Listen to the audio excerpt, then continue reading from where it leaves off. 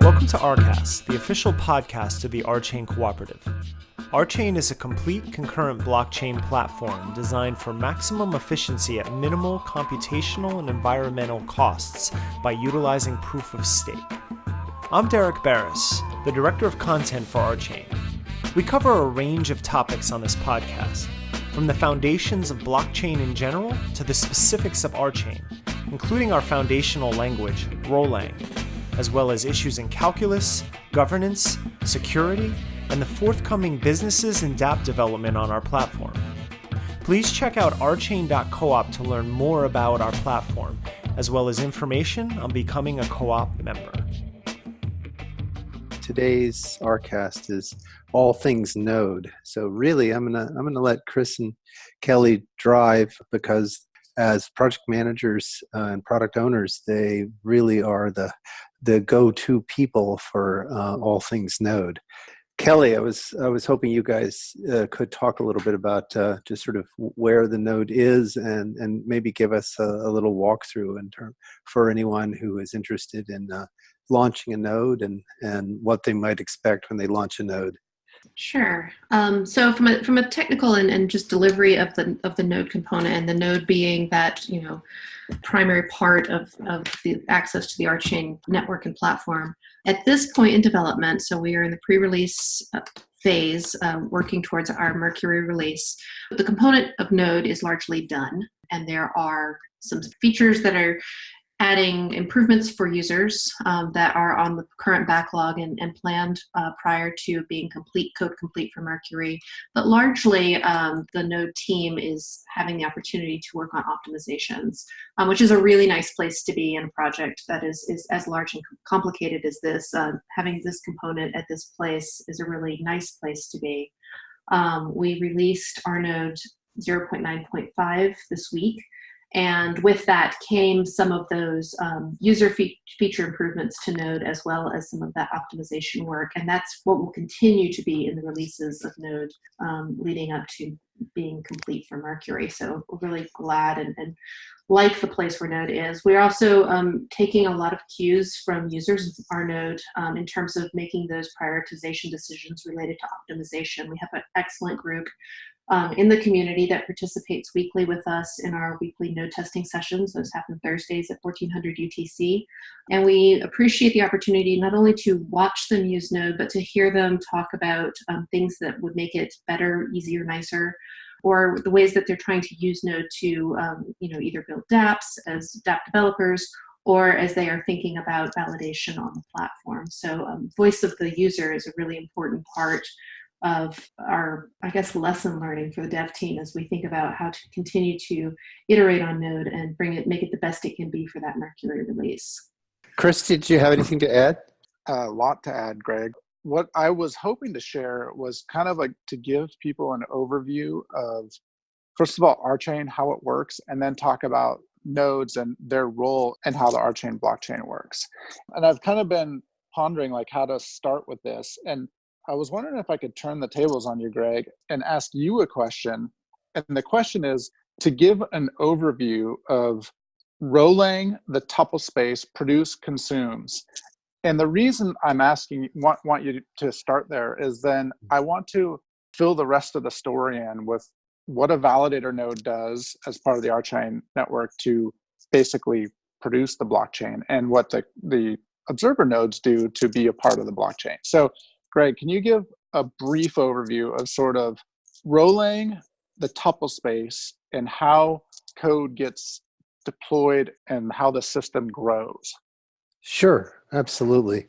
Thanks for the opportunity, actually. Rolang and the tuple space fit together hand in glove. Rolang is the user-facing manifestation of the execution mechanism. So it's the language in which programmers, developers, smart contract writers, and other living creatures express their intentions or their desires with respect to computation. And it's built, as we've expressed many times, it's built around or built up from the row calculus, which is bare bones minimal model of execution, concurrent execution. That's a variant or an elaboration of the pi calculus. So the essential features are waiting for input at a channel and producing input to a channel. So if Erlang is the language, then you need some mechanism that's going to interpret that language and effect the instructions that are being given through that language. And the tuple space is the mechanism. You can think of the tuple space in a lot of different ways. The origins of the tuple space goes all the way back to David Gelernter's idea of a tuple space as a coordination mechanism for concurrent execution. Essentially, you have addresses and you can put data at those addresses or you can get data from those addresses. That was the original contemplation or original idea of the tuple space as contemplated by David Gelernter. And Gelernter's ideas caught on quite a bit in the late 80s and early 90s. And there were many, many, many implementations of tuple space-like gadgets in Java and JVM situations or JVM realizations. I came along and I suggested that there's a variant of the tuple space idea that is a little cleaner and gives rise to a much broader range of designs and also gives rise to some interesting optimizations. The basic variation is that at a particular address, you can either put data or you can put a continuation. If you imagine that you have a Erlang program that wants to consume some data from a particular address. So that would be expressed in the Erlang form for y from x, do p. That's the basic form. Y is where you're expecting the data to be deposited if you get it out of the address x. In the tuple space, if you go and look up whatever x points to as an address, if there's some data already sitting there in the most bare bones implementation that will be taken out of that address, no longer available to other consumers, and it will be bound as a value to the variable y for reference in the program or process p. So that's the basic, the sort of plain vanilla execution. But if it turns out that there isn't any data at that address, instead what you'll do is you'll take the continuation that's waiting for a y, and then we'll run p and put that in the address x. That's the other path that you can take out of this. And then there are two other paths that we can look at. So we've just looked at two. One is looking for data, and then what do you do if there's data there, and what if you do there if there isn't data there? And then the dual to that, or the counterpart to that, is producing data. If 4 is a notion of consumption, then the sending data on a channel construct in Erlang, so x bang some data value like q, also has two possible execution paths. So if there isn't any data at x when you're trying to put q in the address x, then you'll just deposit q into that address. If, on the other hand, there is a continuation waiting there, then you will pull that continuation out of the tuple space and supply the data q to it. So if that continuation were there because we had done a for comprehension, then q would be bound as a value to the variable y when you're running p. That's the basic idea. And then for a blockchain application, what we do is we elaborate this to make sure that the steps of production and consumption are gated by a resource. In this particular case, the resource is called phlogiston or flow. So you can only take the next step if there's some flow that's available to allow you to take that step to either deposit the data or consume the data. So that's the basic operations and how Erlang and tuple space fit together. Does that answer your question, Chris? Yeah, no, that sets the stage. Awesome. So that tuple space is our chain. That tuple space is the blockchain. And when you want to execute, or if you want to send or consume, that is deploy Rolang that sends and consumes, you would construct your Rolang and you would want it to get sent out to all of the nodes so that the tuple space for all of the nodes would get updated with that new deploy that just happened. The reason I wanted to start there is because it's important for everybody to understand that each node has a copy of that tuple space that is up to date with everybody else's node, depending on which blocks they've seen thus far. The way we think about it is there's two types of nodes. There are what we call validator nodes, and there are what we call observer nodes.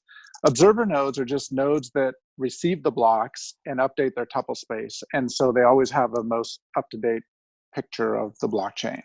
Validator nodes, on the other hand, are the nodes that can actually propose updates to the tuple space, and that happens through when a user does a deploy. If a user wants to deploy some Rolang, they will construct a deploy and they will sign it.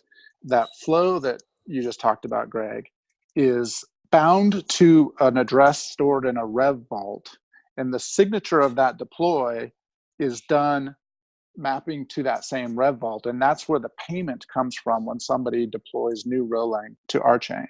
I thought it'd be really good to start there so people understand if you want to run a node, even an observer node, you have to have hardware that's sufficiently large enough to be able to receive all the blocks and update the tuple space, and depending on what's going on the network, at enough speed and compute capacity to keep up. Start there, and then maybe you have some questions we want to drill in on. That was really brilliant. I would want to point out that there are some nuanced distinctions that, as a software architect and computer scientist, I would want to make. So in particular, the tuple space is a general purpose store. You don't actually have to use it for a blockchain. You could take the Rolang tuple space thing and use it in the same way that many enterprises use SAP HANA. And in fact, this is an architecture that I have rolled out at the enterprise level in many cases in commercial settings. What's nice about Rolang as an update to that architecture is that it provides a very detailed query language because of its pattern matching capabilities. It becomes a query language against the form of the data that's in the tuple space store. And then on top of the tuple space store, then we build a trie of blocks that is associated with the specific format that is supporting the blockchain operations. That's an added functionality that refines the architecture to fit specifically for the blockchain setup. That's a good distinction. And from an outsider, if I could just see the network, without having to run a node or anything like that, I would see all of these blocks which actually contain Rolang on them being sent amongst all the nodes. And that's, from the blockchain perspective, what you see on the wire is deployed Rolang. So that's a good point to bring out. The tuple space that's being used on the nodes themselves is an implementation. There could be potentially other implementations, so long as they adhere to the protocol. Right, and you can also use the tuple space to implement other things. Like one of the contemplated uses of Node, and has been a contemplated use of Node before I ever even heard of blockchain, is as middleware. It's a particularly effective workflow engine and middleware coordination architecture. So it's not just about blockchain, but it turns out that blockchain is a great application for this kind of technology. This is, lines up with how we're thinking about the market. I mean, we really believe that the node architecture will be great for the management of digital assets as a first set of applications that you can go after.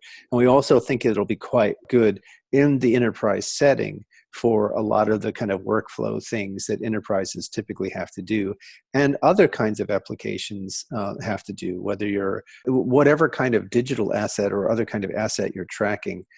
These kinds of workflows across a collection of digital assets becomes really important. If you're running some reporting and accounting, or if you're triggering other jobs that are related to a condition with respect to the digital assets. For example, in network telephony, it may be that in the case that when you replace a particular component of the network, the record that keeps track of the fact that the component is deployed in the field is updated, that then triggers a service call or things like that. So those are the kinds of things that the architecture is actually contemplated for, and it allows us to sort of fit blockchain kinds of applications directly into that larger framework of applications. So that's why I was mentioning these distinctions. Awesome. So I don't know if people care about sort of the nitty-gritty detail, but just to kind of cover some of those things. The Node software itself is written in Scala for those people that aren't involved with this project, which runs in the Java virtual machine. So this is, really standard enterprise deployed software. So anybody that's managed other enterprise deployments of Java-based technology running Node will be very comfortable. So want to start there. Kelly, I don't know if we have some other things we were just going to talk about in terms of high-level stuff. I might, rather than hearing my voice the whole time, I'll send it back to you, and I don't know if you want to add anything else there. The thing to add is that, kind of building on what Greg was saying, is Node serves a variety of purposes. You mentioned, Chris, the work of validation on a blockchain platform and the role of an observer node, and more specifically the role of an observer node as a way to understand what might be happening on the blockchain. But the other part of Node is it supports the evaluation and compilation of Rolang, and it's a place where dApp developers can get to, number one, get to know Rolang, and then number two, use and develop with it. Are you guys at a point where you could, launch a node and talk about some of the flags that standard user might put on the command line? Do we have wrappers for those kinds of command line calls? Sure. Not sure I'm clear what you mean by wrapper. Oh, well, I mean, a lot of times if you've been in that role of DevOps or sysadmin, you might have this complicated command line with, all the flags tweaked for a particular purpose. And you sort of put it into a script and Yes. Okay. So yes, we do have a very complicated run command line. We don't have an official, this is the ArcChain way of wrapping that up and simplifying it. But what I do observe our SRE team doing that. As well as other node operators, kind of just depending on what they're used to doing and how they like to do things, which has been fun to observe. Different people use it differently. But at a command line point, in terms of just flags, it's if you install the software and you bring it up and look at help, it's very clear in terms of all the flags that are available, number one, to get Node running, including some information there about how you could customize a configuration file. We're using the HOCON file format for that, which has been fairly popular with people who are using Node. And then, also there's, within that help system, all of the information you would need to deploy Rolang to your node, if you'd like to, or to a validating node on the public testnet, if you'd like to do that. There's some things that are currently changing. We're changing our key format for Node. Currently it's using ED 255.19, and we're changing it over to SecP 256K1, so that work is in progress. We're pleased that with this most recent release of Node that we have the ability to generate those keys at the command line. That was certainly nice to have an improvement for Node users. As we are in this pre-release phase, from time to time we are advising users to use flags to help support Node's performance as we continue to work towards better and, in the end, final solutions for how Node runs. And so from time to time we will publish those in our development wiki as well as on the development Discord to let Node users know that, for the next few weeks we're going to be using this flag and to keep Node running and to do the things that you'd like to do with it. Just to add in on that, Kelly, one of the more popular flags or command line ways that a lot of developers end up using Node for is when writing Rolang and they want to test their Rolang locally, they can run our node eval and then pass in the file which is containing their Rolang code. And that's a very common cycle for especially new developers that are new to Rolang coming along and trying to write their first Hello World program to see it actually executing on their node software. Our node itself, just to build on that, it's one piece of software, but it plays a couple different roles. As we've already talked about, it can be a validator or observer. So you can launch it and have it play the role of a validator. You can launch it and have it play the role of an observer. And you can also use that same node software to talk to the validators that are running so that you can get your Rolang deployed onto the blockchain through the deploy command. So the same rnode software is used for all three, both running as a server and operating as a client. And then in addition to that, the node software has the ability for you to connect to it over the network using either gRPC, or depending on what you want to do, you can use the gRPC connection to send the code you want to deploy to a node that's already running, or you can collect metrics from the node over HTTP. So that's just to kind of fill out sort of some of the different ways that people would end up calling Node and using Node. And I mean, that's all really useful and important information. And what about logging? Can you guys talk a little bit about logging and how, as a user, or especially as a dApp developer, I might collect log information? Sure. There's kind of there's three ways that we see people doing it, and ways that we as a development team are doing it. One is obviously the console log is useful, and it's a key way to observe what's happening. So, for example, you deploy Rolang to your node, and you can see the logging of that and be able to tell that not only was your deployment successful, but then you can validate that it in fact happened. And so that's kind of there's some very good immediate feedback via the console. Of course, when you join your node to a network, the console gets fairly loud fairly quickly. And so we see people using tools like log aggregation to help parse what's coming through, to be able to set filters to look for certain things, certain types of events. The node is logging things related to the comm layer. It's also logging things related to the consensus protocol. You can use a log aggregator to kind of hone in on what you're interested in. And then Node allows you to pull out that file, and we do this a lot when we're trying to investigate and track down bugs. When users are finding bugs, we immediately ask them to pull their rnode log. It's automatically generated and is very helpful when people can pull that out and share that with us as we work to investigate bugs as they arise. So there's a variety of ways of getting information out of Node. That's pretty awesome. It sounds like it's going through its paces, right? When you've got well-used software, then these basic patterns like being able to evaluate some Rolang and being able to look at some logs, those are things that people who are actually using software need to do. And when we see that it's easy to get that information, it's a good sign that the software is being shaken out well. And what about deployment of a number of nodes? So where are we in terms of being able to launch a number of nodes and get them to connect with each other? Yeah, Tomasz and Adam, who are on our SRE team, have really created some nice tools to help support that effort. And I can't talk in great detail in terms of exactly what they're doing, but at a very high level, they're using Rundeck to help orchestrate, for example, a Genesis ceremony and launch of a network.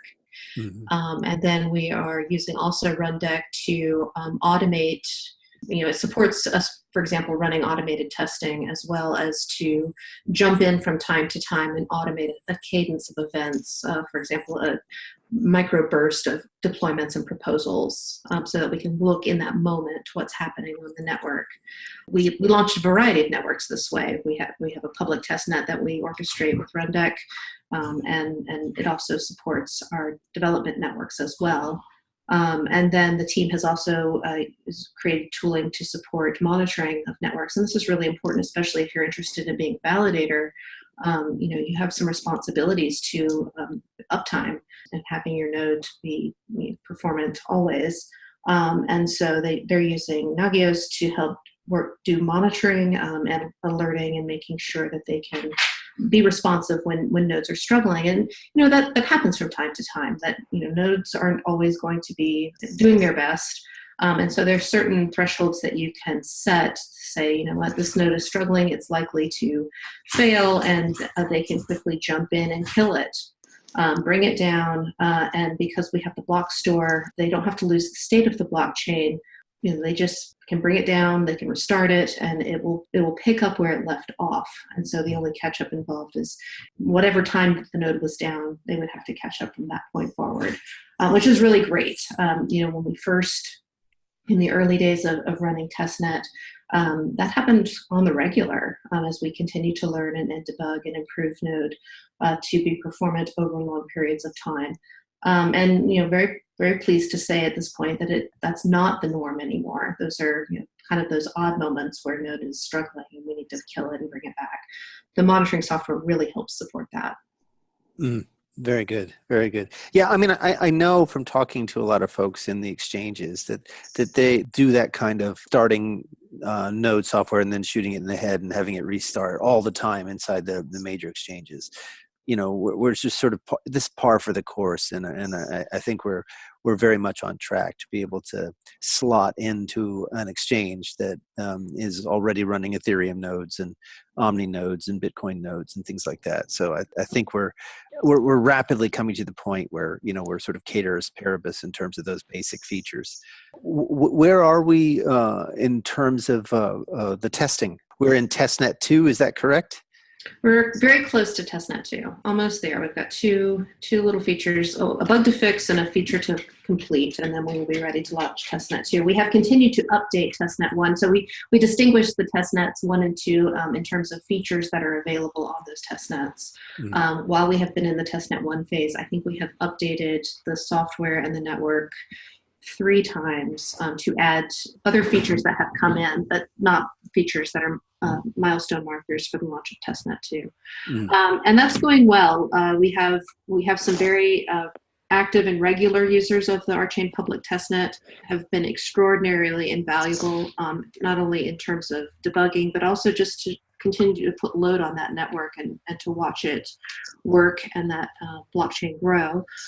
In our development network, we use that to test a variety of scenarios that are long. They require a lot of time. Our CI test suite is hefty, and it does a lot related to integration tests of things that we know that Node needs to be able to do, and things that we know, for example, also consensus needs to be able to do. But you really benefit from having the opportunity to quickly bring up a network and let it run for a few days to observe those things over time, and to stress it periodically with little microbursts. And so we're using our DevNet network very heavily, and we're in the process of building out our hardening networks that will also support those really long-running and tests that we intend to be both broad and deep to really understand and stress the platform.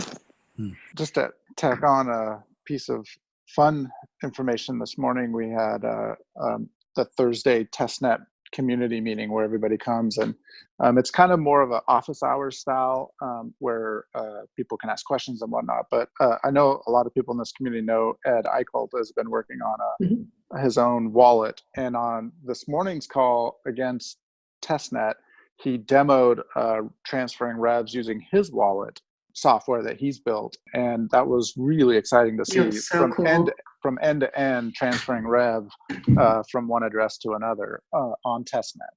Oh, that's great news. That's really good news. We should do a demo of that on the Hangout next week. Yeah, it's actually recorded, by the way. Yeah, we did record it. We did record it today. That'll be on the YouTube channel. But yeah, I mean, I think it's worth having a demo it again at some point. It's really kudos to Ed for all the work that he's put into building this application, and it's also appreciate the collaboration we've had with him, because he helps make this platform better too. And it was really, really exciting to see that happen today. That's great news. That's really good news. Awesome. Well, are there any points that you guys feel like we should cover in an All Things Node podcast? What are some points that might interest our listeners? I think it's important. One of the things we know from observing on onboarding new users to Node is that a couple things. Some people opt to run Node on their local hardware, and in that scenario, one of the biggest hurdles to onboarding is network configuration and NAT busting to be able to connect to the network. We do have some documentation about that on the developer wiki. it's surmountable. We observe people being able to do that. And that's what I've observed some people having the biggest challenge with when they're first starting to work with Node. We also know that a lot of users, including our development team, are running Node on cloud services, and that seems to go very well. We do have some people in Asia using Node, and they have some interesting challenges, sometimes related to being able to hold on to their IP address. And so the Node team has that on their backlog as we continue to investigate that and making sure that they can stay connected in the moment that their IP address might change. There is a user guide on the developer wiki, user guide for our Node. Everything that you need to know to run Node is in fact in the Node software, and then by calling for help, you can learn almost everything you would need to know. The user guide for our Node augments that in plain English and provides maybe some additional context for Node users. So I do recommend taking a look at that as a way to get started if you're new to Node. There's different ways to run and operate Node. We have, I think we're about a 50-50 split in terms of people who are running it on, for example, Linux, or who are running it in Docker. There's success in both of those scenarios. And one of the things that it's been interesting to observe, I know I'm thinking about as I'm saying these things out loud, is there's a lot of different ways that you can install, run, and operate your Node, and kind of meet you where you are in terms of the type of technical person that you are. And I think that's really neat. It makes it accessible to a lot of different types of people. That's good. That's really good. Are we at a point now, I've been curious, are we at a point now where we can have a bunch of nodes launched across a bunch of different Docker containers and they end up connecting into a network?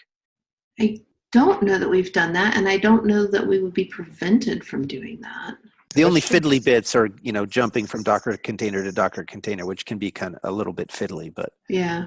No, that should totally be. I can't think of any reason why that would not work. In fact, local development, that's the way I've done all mine, frankly. So it should be totally possible. Yeah. Good. The one other thing that I want to chat about, I guess, related to all things Node, is things that we're also going to be adding very soon. So we're going to be adding the ability for users to, as Kelly already mentioned, keygen is one of the features that's there. But we're also going to make it so that the private keys for users get stored in an encrypted file, and you will use a password to unlock them when you want to launch Node commands. Currently, when you launch a validator, you pass that private key on the command line, which obviously is very insecure, because if anybody were to see the systems that are running and look at the command lines, they'd find all these private keys. So that's changes that are coming, I think, after next sprint, right, Kelly? Mm-hmm. Yes. So in a couple weeks, basically, so that they'll be able to launch their node without putting the private keys on the command line. Any other major features, Kelly, am I forgetting any that are kind of right around the corner that people will be excited about? That's the biggest one. Yeah, that is the biggest one, and it's one that's been we've known about it for quite some time, and getting Node to the place where it is today, and having the time and resources to do it. We're really excited to deliver that. Great. Well, I really appreciate you guys taking time out of your busy schedules to chat about all things Node. I think I'm pretty excited about the software. I think we're close to delivering the vision, at least the first iteration, and I like the shape that it's coming to. It should be fairly easy for a wide range of users to just take it and run with it, and do fun things with it. That one of the things I'm most interested in, there's this old adage from William Gibson, the guy who wrote Neuromancer, is like the street finds its own uses for things, and that's kind of what I'm hoping, is that once the software sort of gets out into the wild a bit more, that people will start using it in ways that we never contemplated. Just to pile on, Greg, there was another demo, Tomislav, is that how you pronounce his name, Kelly? Yes. Did on this morning. He basically did exactly that, what you're talking about, Greg, where he modified the Node software to be able to allow himself to write essentially a JavaScript client that speaks WebSockets and sends Rolang to his Node software and execute commands by doing Rolang from his client web browser. Oh, So that's awesome. it's also That's really it's cool. also in that recording. I think we didn't stop recording, did we? No, we didn't stop recording. Okay, so yeah, so I mean, you're exactly right. Once people get their hands on these tools and they can start applying their creative whatever ideas they have, it'll take it in directions that were maybe never contemplated at the beginning. That's great. That's really good news already. Yeah. Awesome. Well, that's a perfect note to end on. Thank you so much, folks. And thanks again, Derek, for hosting.